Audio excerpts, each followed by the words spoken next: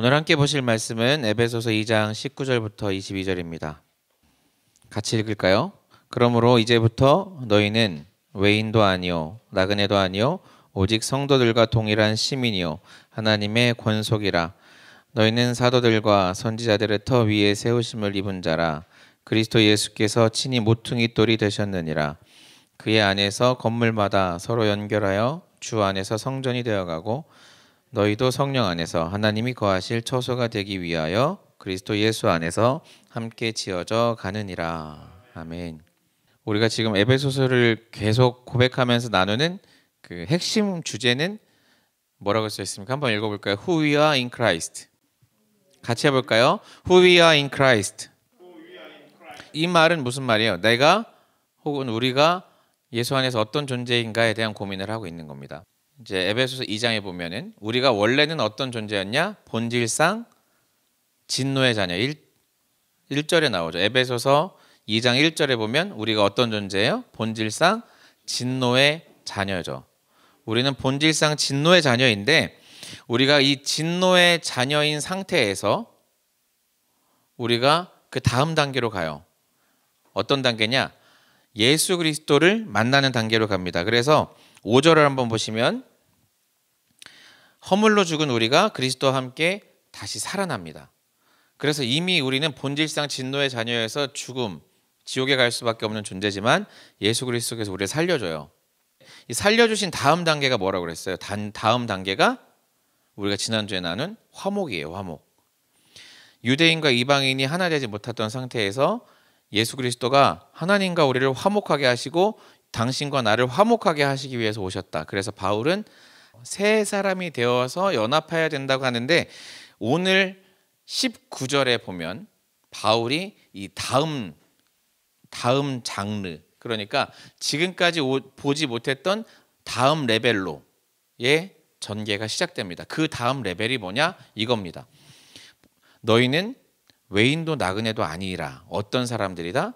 너희는 시민이면서 뭐다? 하나님의 권속이다. 이렇게 말을 합니다. 여러분, 이 권속이란 말이 뭡니까? 권속. 이게 권속이란 말이요, 영어로 하우스홀드란 뜻이거든요. 이게 쉽게 말해서 뭔지 아십니까? 이게 식구란 말입니다. 식구.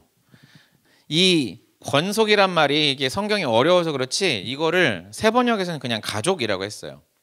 영어 성경에서는 하우스홀드라고 되어 있지만 그냥 쉽게 말해서 우리는 하나님의 자녀들이 되어서, 우리가 왜 양자의 영이 되어서 왜 자녀의 권세, 지금까지 그렇게 계속 얘기했잖아요. 자녀의 권세 했잖아요. 실제로 우리는 하나님의 권속이 된 거예요. 그러면 하나님의 자녀가 됐다는 뜻이라면 무슨 말이냐? 너만 하나님 자녀냐? 나도 하나님 자녀예요. 그죠?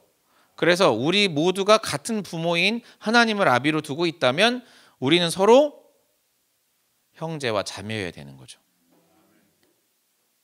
맞습니까? 오늘부터 형님이라고 불러도 되겠습니까? 이게 우리나라에서 되게 어색하죠. 우리나라에서는 목사님을 형제님이라고 부르면 어떻게 될 것 같아요? 예, 무슨 일 생길 것 같죠? 제가 만약에 김모세 형제님 하면은 여러분 저를 어떻게 보시겠어요? 저게 미쳤나?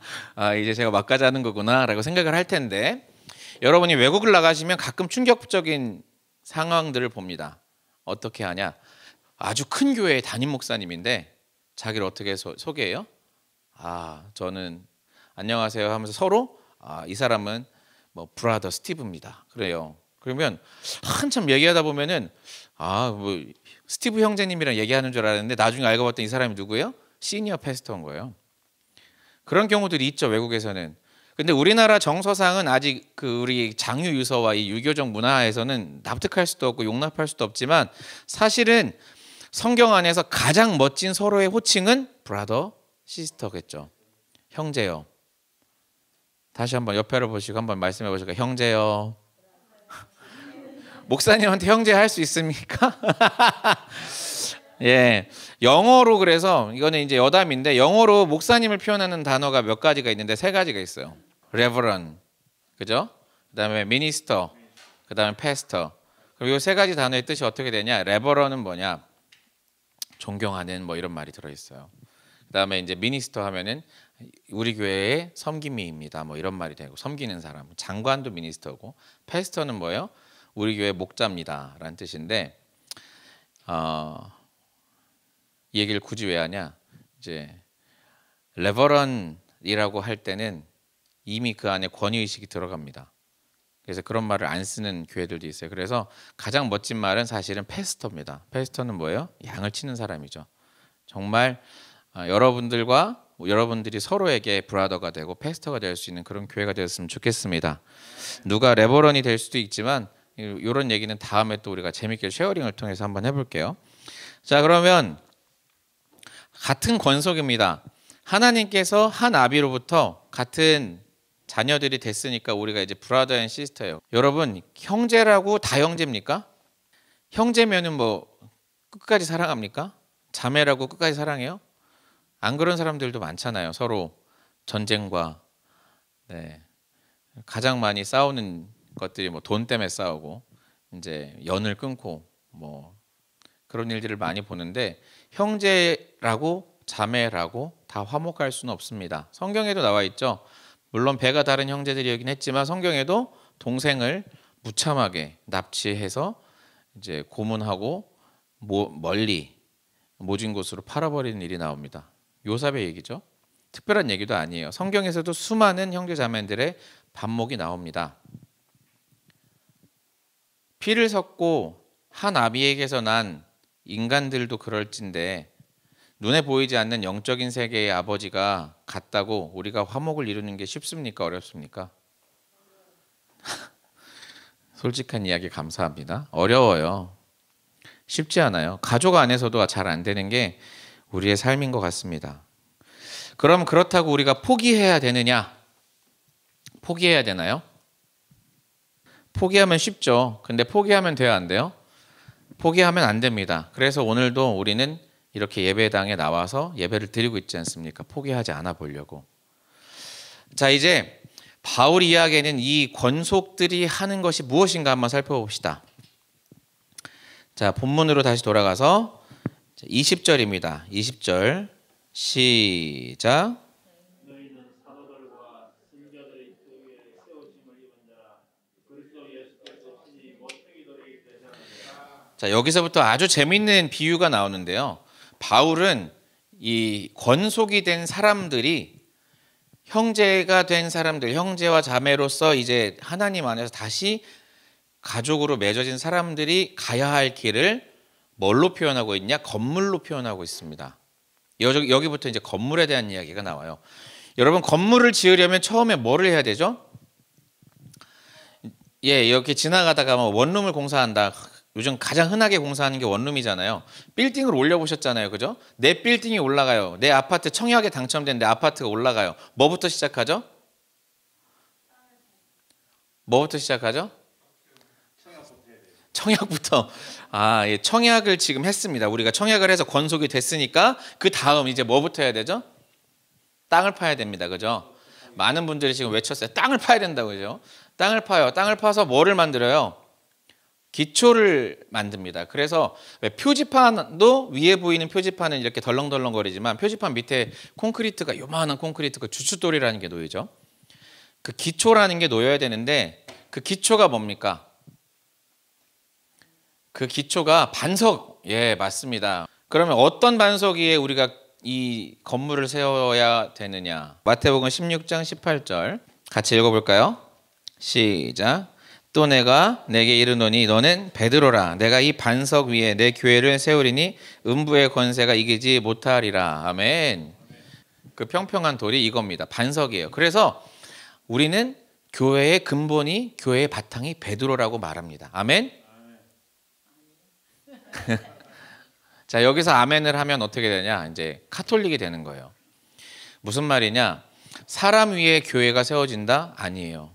무엇 위에 세워지냐? 그 앞에 절을 봅시다. 16절 시작. 시몬 베드로가 대답하되 주는, 크게 해봅시다. 주는 그리스도시요 살아계신 하나님의 아들이시니이다 라고 한 이 고백 위에 하나님께서 예수님께서 축복을 하시면서 베드로야, 그 반석 위에 내가 교회를 세우겠다라고 하십니다. 아멘. 여기서 이제 이 반석을 베드로라고 해버리면 일대 교황인 베드로가 사역하고 계시는 가톨릭이 되는 겁니다.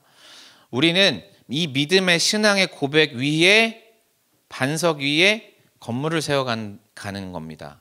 그러면 이 반석이 이제 세워졌어요. 그죠? 이 반석. 그럼 이 반석 위에 세워지는데 에베소서에서 이 반석 위에 뭐가 있냐? 20절 다시 본문으로 돌아가서 에베소서 2장 20절을 보면 사도들과 선지자들의 터 위에 세움을 받았다라는 말이 나와요. 자, 이 말은 뭐냐? 그러면 이 반석이신 우리 믿음의 신앙의 고백인 그 반석 위에 터가 생겨야 되는데 이 반석은 이미 베드로의 고백을 통해서 예수 그리스도가 죽으시고 부활하심을 통해서 기초는 마련이 됐는데 이제 터가 필요한데 어떤 터냐? 이것이 바로 선지자들과 사도들로 인한 터라는 겁니다. 여러 가지 해석을 할 수 있지만 저는 이것이 선지자들과 사도들이 전한 말씀과 그들의 순교의 피라고 생각을 합니다. 그들이 피로 그들이 죽고 그들이 말씀을 전해서 지금도 우리가 이곳에서 이렇게 말씀을 들을 수 있는 이유는 베드로라는 사람이 바울이라는 사람이 열심히 전도를 해서 그들이 생명을 다해서 목숨을 다해서 예수 그리스도의 말씀을 전했기 때문에 아닙니까? 그들이 전한 선지자들이 바울이 사도들이 전한 그 말씀의 이어짐과 또 그들이 피를 뿌려 그들의 목숨을 바쳐서 순교한 그들이 만들어 놓은 그 터 위에 우리가 형제 자매로서 살아갈 수 있는 것입니다. 바라옵기는 우리도 그렇게 이 땅에서 터를 만들어가는 사람들이었으면 좋겠습니다. 이렇게 우리가 터를 만들어가는 일을 하기 위해 우리도 오늘 이곳에 모여 있는 줄 믿습니다. 그러면 자 이제 주춧돌도 났어요. 그리고 이제 땅도 잡았어요. 그럼 이제 그 다음에 뭐를 해야 되냐? 이 터의 기초가 완전히 됐으니까 기둥을 세웁니다. 벽돌을 쌓으려면 어떻게 쌓아요? 벽돌을 못 쌓는 초보들은 어떻게 해요? 일단 쌓아요. 그러면 야 어디까지 가야 되지? 하다 보면은 야 이거 테두리 안 만져지고 벽돌 다 썼잖아. 초보들은 그렇게 돼요. 그죠? 왜냐하면 내가 계획하지 않고 벌써 그냥 막 가버린 거예요. 근데 이제 조금 벽돌을 쌓아본 애들은 어떻게 쌓아요? 레고를 좀 해봤다. 그러면 이제 내가 레고로 집을 만들겠다. 그러면 어떻게 해요? 딱 귀퉁이를 딱 잡죠. 그죠? 내 귀퉁이를 딱 잡고 여기서부터 블록을 쌓아가죠. 그러면 내가 원하는 모양이 나오죠. 내가 원하는 사이즈가 나오고 내가 준비한 블럭만큼 집을 예쁘게 쌓을 수 있죠. 이 내 귀퉁이에 있는 걸 보고 뭐라고 하냐? 모퉁이 돌이라고 하죠. 이걸 보고 코너스톤이라고 합니다. 그래서 여러분들이 영어 이렇게 찾아보면 코너스톤이라는 단어를 참 많이 써요. 우리나라에서도 모퉁이 돌 선교회 뭐 이런 말 하잖아요. 여기 보실까요? 20절에 보면 그리스도 예수께서 친히 무엇이 되셨다고요? 모퉁이 돌이 되셨느니라 라고 나옵니다. 예수님께서 친히 모퉁이 돌이 되셨는데 그럼 모퉁이 돌은 작고 초라하고 볼품없는 그런 돌이냐? 아닙니다. 이 모퉁이 돌은 사실은 막 작고 초라해서 그냥 구퉁이에 껴져야 되는 돌이 아니고 아주 크고 판판하고 듬직해야 됩니다. 왜 그럴까요? 이 모퉁이 돌이 어떻게 돼요? 21절에 보면 건물과 건물을 연결한다고 하는데 이 모퉁이 돌이 있어야 이 코너에 있는 돌이 든든해야 이쪽 벽과 이쪽 벽이 닿았을 때 이쪽의 무게를 같이 견디면서 끝을 지탱해 주겠죠. 맞아요? 그래서 이 모퉁이 돌이란 말은 쓸모없이 버려진, 여러분이 이제 성경을 읽다 보면 이 말이 어디 나오냐면 예수께서 선지자들이 버린 모퉁이 돌 같이 되었다고 했는데 그게 머릿돌이 되었다라고 하는데 버려진 돌이라서 쓸모없어서 버려진 돌이 아니라 사실은 제일 중요한 돌이 되는 겁니다. 그게 모퉁이 돌이죠. 자 이제 모퉁이 돌도 있고 터도 있어요. 그럼 이제 뭐를 해가야 되냐? 이제 기초를 쌓아가야 됩니다. 그래서 이렇게 선지자들이 세운 터 위에 예수께서 만들으신 이 모퉁이 돌 끝에서 이제 쌓아가야 되는데 한번 이 모퉁이 돌이라는 말씀을 바울이 먼저 했느냐? 아니라는 겁니다. 마태복음 21장 한번 볼까요?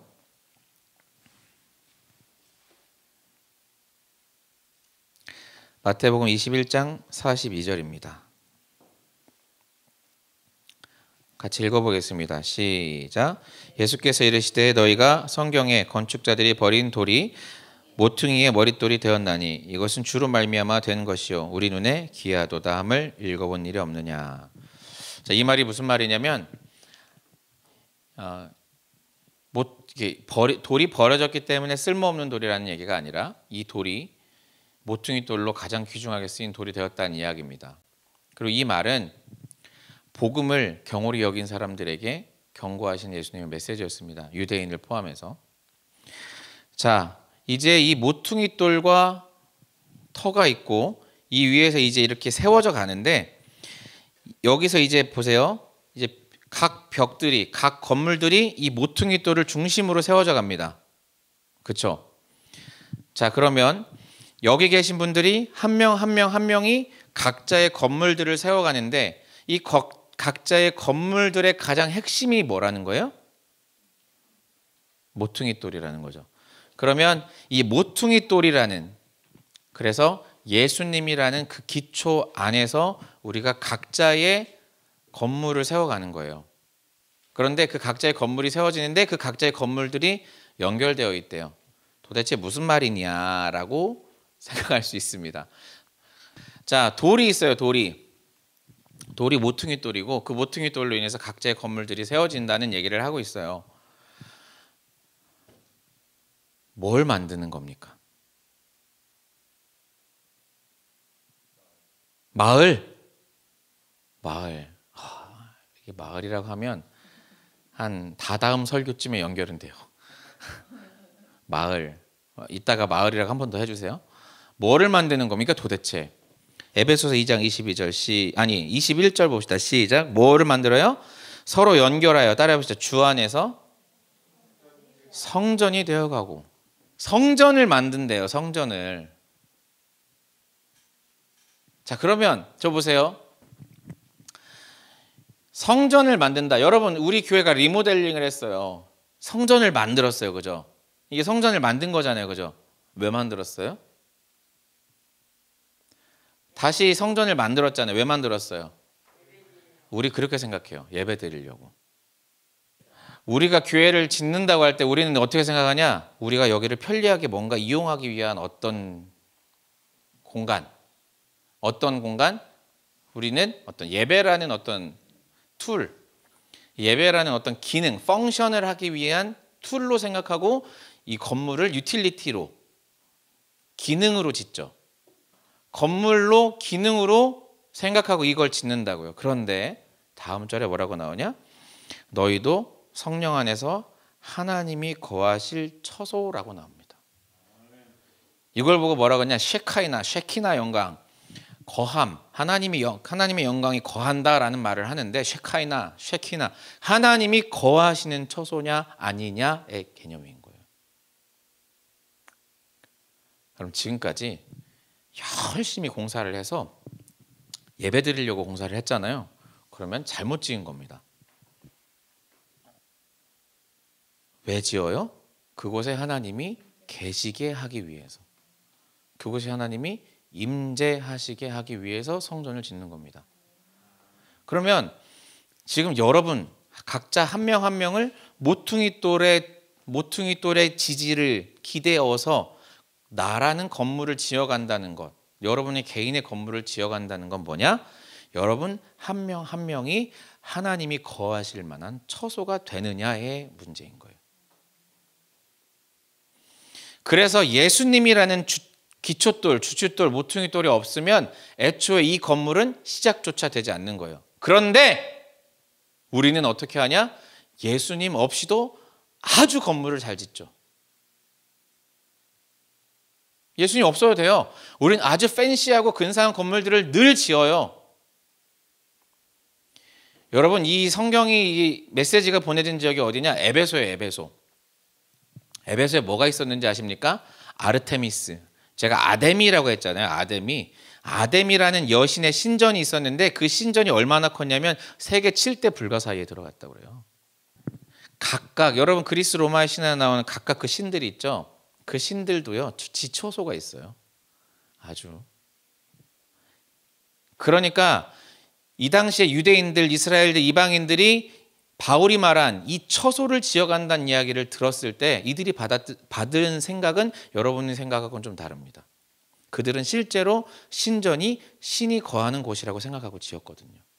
근데 우리는 하나님이 거하는 곳이라고 생각하지 않고 교회를 짓죠.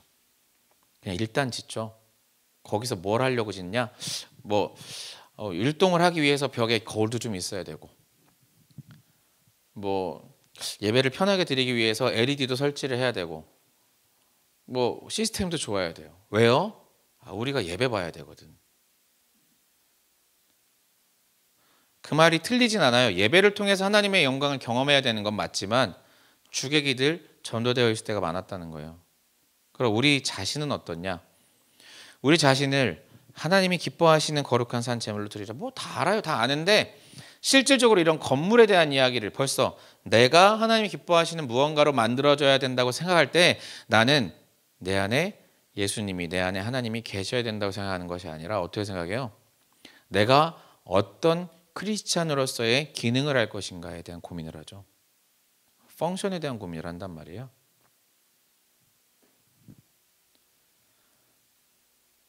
그래서 이 바울이 말한 우리가 한 기초돌에서 한 모퉁이 돌에서 같이 지어져 가서 건물들이 되어야 되는 이 바울이 말한 이 돌에서 이 건물에 대한 고민들을 비슷한 이야기로 베드로는 산 돌이신 예수 그리스도 위에서 우리가 세워져야 된다고 그랬는데, 그래서 베드로 전서에서는 뭐라고 하냐?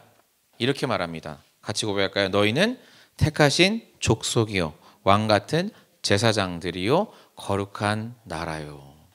아멘. 그래서 베드로는 이 똑같은 말을 어떻게 표현했냐? 바울이 지금 여러분이 성전으로 지어져 가야 한다는 이 말이 베드로는 뭐라고 했어요? 여러분 한 명 한 명이 택하신 족속이며 왕 같은 제사장이다라는 거예요. 그 왕 같은 제사장일 수 있는 이유는 뭐예요? 내 안에 내가 신전, 성전 같은 말이죠. 내가 하나님을 모시는 신전, 성전을 내 안에 짓고 그 안에 하나님이 계시기 때문에 내가 왕 같은 제사장이 될 수 있는 거죠. 그래서 우리 한 명 한 명은 사실은 이미 건물이기 전에 우리 한 명 한 명은 서로 그리스도 안에서 연합된 각각의 성전이죠. 그리고 우리 한 명 한 명은 각각의 제사장이 되는 겁니다. 그래서 조금 더 근본적으로 얘기하면 사실은 목사와 전도사와 집사와 권사의 구별이 없이 여러분은 처음부터 브라더 앤 시스터인 겁니다. 단지 기능을 나눠놨을 뿐이지 우리는 한 형제요 한 자매여야 되는 거죠. 그런데 교회가 어떻게 변질되어 가요? 수준이 높아지고 삶의 질이 높아지고 우리의 여유가 생기고 우리가 이 신앙에 대한 고민들이 많아지면서 근본으로 가기 이전에 다시 우리의 편리함으로 가고 있는 거죠. 예배는 목사가 준비하고 나는 교회 와서 즐기는 거죠. 예배는 교회가 준비하는 거고 나는 교회 와서 즐기죠.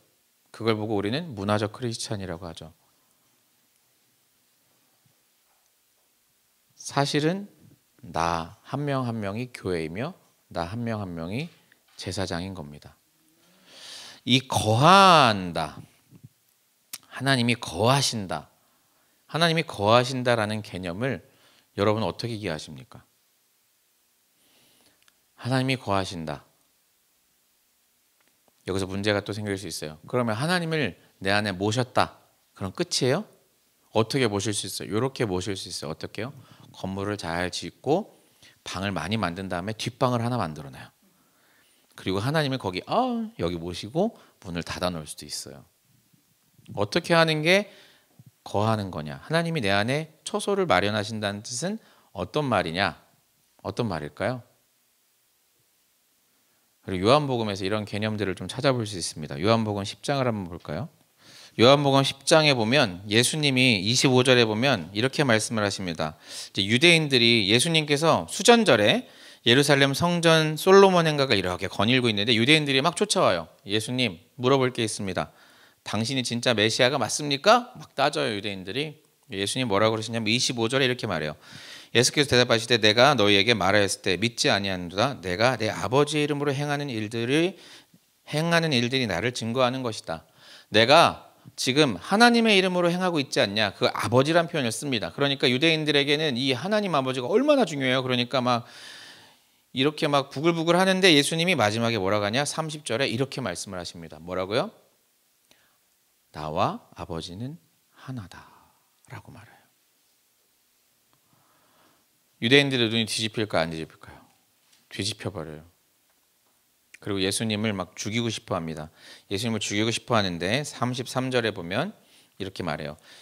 아니 신성 모독을 하는 것도 모자라고 네가 지금 자칭 하나님이냐라고 예수님에게 분노를 해서 돌로 치려고 하는 것이 신성 모독으로 인함이니 이렇게 나옵니다. 그러니까 예수님을 죽여버리려고 막 유대인들이 분노가 일그러요. 분노가. 엄청난 분노가입니다. 그럴 때 예수님께서 이렇게 설명을 합니다. 요한복음 10장 37절. 만일 내가 내 아버지의 일을 행하지 아니하거든 나를 믿지 말거냐. 내가 하나님의 뜻대로 하지 않으면 믿지 마. 그런데 내가 그렇게 하고 있거든. 38절. 내가 그렇게 하고 있거든 나를 믿지 못하더라도 내가 한 일들은 믿어라. 그러면 너희가 아버지께서 내 안에 계시고 내가 아버지 안에 있음을 깨달을 거야. 자, 여기 보세요. 둘 중에 한 놈만 안에 있어야 되는데 그렇잖아요. 우리가 물리적 속성으로 인하면 예수님이 내 안에 오셨다. 그러면 예수님이 내 안에 오셨기 때문에 예수님 요 안에 들어와 있으면 되는 거 아니에요. 그러니까 뒷방에 넣어놓을 수도 있고 안 보이게 둘 수도 있는 거 아니에요. 그런데 예수님이 말씀하시는 바울이 말하는 이 말씀도 마찬가지. 바울의 말도 마찬가지고 예수님의 말도 마찬가지고 내 안에 예수님이 계신다. 내 안에 예수님이 나를 처소로 삼으신다라는 개념은 여러분이 생각하는 3차원 세계에서의 삶이 아니라는 거죠. 생각이 아니라는 거죠. 아버지가 곧 나고 내가 곧 아버지다. 내가 행한 일이 아버지의 뜻이다. 그리고 아버지가 나를 통해서 하셨다는 거예요. 이 말이 무슨 말이냐? 너무너무 친절한 설명이 있죠. 요한복음 15장 4절입니다. 같이 읽어볼까요? 시작. 아멘. 나의 안에 거하라. 나도 너희 안에 거하리라. 하나님께서 내 안에 처소를 마련하셨다는 뜻은 하나님이 내 안에 꽁꽁 숨어 있어가지고 내가 여기 하나님이 계신지 안 계신지 확인하고 체크해서 닫았다 열었다 할 수 있는 방 안에 계신 게 아니라 내가 하나님 안에 있다는 뜻은 하나님이 내 안에 있다는 뜻은 나도 하나님 안에 있다는 뜻입니다. 그럼 어떻게 그렇게 되냐? 그래서 예수님은 뭐라고 표현을 하시냐? 이것을 보고 포도나무의 비유다라고 하시죠. 그래서 가지가 포도나무에 붙어있지 아니하면 스스로 열매를 맺을 수 없다라는 거예요. 그러면 예수님이 뭐예요? 나는 포도나무요. 너희들은 뭐다? 가지다. 그러면 나는 가지인데 이 가지를 보고 포도나무다라고 할 수 있어요? 없어요? 있죠. 내가 나무와 함께하고 있으면 나도 나무죠. 마찬가지로 예수님도 가지가 예수님이죠. 예수님 자체 아닙니까? 이것이 바로 모퉁이 돌의 비밀이죠. 한 모퉁이 돌을 두고 같은 건물을 세워간다. 이 건물은 여러 다른 건물이기도 하지만 한 건물이기도 하죠. 누구와? 예수님과 연합해서. 그래서 포도나무가 가지도 있고 몸뚱아리도 있고 잘라놓으면 따로예요. 그래서 가지를 포도나무에서 떼어버리면 포도 열매가 맺혀요, 안 맺혀요? 맺히면은 그 가져가야죠. 노벨 받아야죠. 안 맺혀요. 얘가 나무에 붙어 있을 때만, 접이 되어 있을 때만 열매를 맺는 겁니다. 그래서 예수님이 나와 함께 하신다는 뜻은, 내 안에 예수님이 계시다는 뜻은 내가 예수님께 접붙여 있다는 뜻이죠. 그래서 내 안에 하나님이 거하실 처소를 만들어놨다는 뜻은 하나님 저기 뒷방에 계세요. 안 보이는 데 계세요. 하나님 여기 안에 계세요가 아니라 하나님께 접붙여지는 삶이라는 거예요. 그래서 하나님이 내 안에 계시다는 것은 이미 내 안에서 하나님이 나의 모든 삶의 주관자로서 역동적으로 일하시기 시작하는 상태를 말하는 겁니다. 그런데 우리는 어떻게 해요? 교회를 지어놓으면 저기 안 보이는 데다가 그래 일단 예수님 교회는 예쁘게 지었는데 예수님 일단 여기 계셔보세요. 우리 할 게 너무 많아요. 내 안에 주님을 모셨는지 안 모셨는지 차이가 나지 않을 우리의 삶을 살면서 마치 뭐라 그래요? 내가 성전을 지었잖아. 예배를 드리고 있잖아 라고 말하는 겁니다. 우리들은. 그러면 예수님께서 말씀하시는 예수 그리스도께 접붙여 있는 삶이란 예수 그리스도께 가지가 붙어 있어서 열매를 맺는 삶이란 어떤 삶이냐? 그것이 바로 열매를 맺는 삶일 텐데 그럼 그 열매는 뭐냐? 16절 한번 같이 읽어봅시다. 너희가 나를 택한 것이 아니요 내가 너희를 택하여 세웠나니 이는 너희로 가서 열매를 맺게 하고 또 너희 열매가 항상 있게 하여 내 이름으로 아버지께 무엇을 구하든지 다 받게 하려 함이라. 그래서 그 열매가 뭐예요? 17절 내가 이것을 너희에게 명함은 너희로 서로 사랑하게 하려 함이라. 돌고 돌고 돌고 돌아 사랑입니다. 결국 이 한마디 하기 위해서 오늘 여기까지 왔죠. 여러분 그 열매가 뭐라고요? 사랑입니다.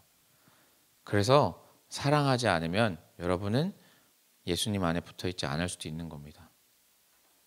여러분 사랑해야 열매가 맺히고 있는 거예요. 아멘. 여기 다시 보시면 에베소서 2장 21절에 보면 그래서 건물마다 서로 연결해서 주 안에서 성전이 되어가고 한 모퉁이 돌을 두고 함께 세워져서 왕같은 제사장으로서 각자 세워져서 서로가 서로를 아끼고 사랑하며 서로가 존중할 때 그것이 하나님이 원하시는 삶의 방향으로 간다는 겁니다. 그래서 그러한 건물들이 하나님을 사랑하는 건물들이 모여서 뭐를 이루어요? 그래서 마을을 이루죠. 그 마을을 이루고 그 마을을 이룬 사람들이 모일 때 그게 뭐가 돼요? 하나님의 왕국. 그게 바로 하나님의 나라가 되는 거죠. 저는 하나님의 나라만 생각하면 너무너무 벅차요. 늘 우리 삶은 나라는 개인 하나도 하나님의 나라여야 되고 우리 이 모임도 하나님의 나라여야 되고 정말 유니버셜 정말 온 교회가 함께하는 그 모임도 하나님의 왕국이어야 됩니다. 그래서 오늘도 우리는 그 하나님의 왕국을 향해 나아가기 위해 꿈을 꾸는 거죠. 그 하나님 나라의 왕국의 열매는 뭐라고요? 사랑입니다. 그래서 오늘 2장 마지막 절 22절에 보면 이렇게 말을 합니다. 너희도 성령 안에서 하나님이 거하실 처소가 되기 위하여 그리스도 예수 안에서 함께 지어져 가느니라. 이게 여기에 이 한 장 안에 뭐가 있어요? 성부와 성자와 성령이 함께 계시죠. 이걸 세 번역으로 읽으면 이렇게 됩니다. 그리스도 안에서 여러분도 함께 세워져서 하나님이 성령으로 거하실 처소가 됩니다. 라고 말해요. 다시 죽으시고 부활하신 예수 그리스도로 인해서 내 안에 성령으로 거하실 하나님이 거할 수 있는 처소가 되어가는 우리였으면 좋겠습니다. 그 증거는 사랑입니다.